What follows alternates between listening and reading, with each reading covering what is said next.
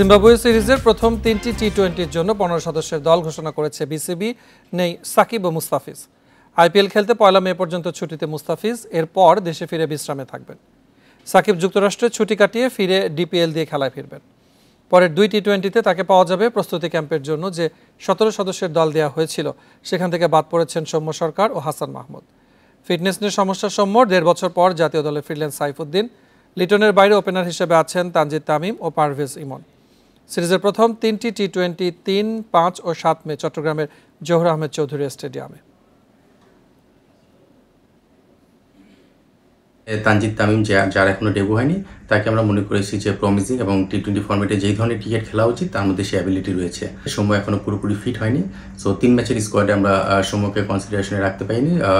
পরের স্ট্যাটাস আমরা মেডিকেল ডিপার্টমেন্টের কাছ থেকে জেনে হয়তো জানতে পারবো কী অবস্থা রয়েছে। বাট প্রাথমিক স্কোয়াডে বা এই প্রথম 3 ম্যাচের স্কোয়াডে আমরা সৌম্যকে কন্টিনিউ করছি না। আর পেস বোলিংয়ে সাইফুদ্দিনের বিষয়টা হচ্ছে আমরা আসলে অলরাউন্ডার হিসেবে তাকে চিন্তা করি।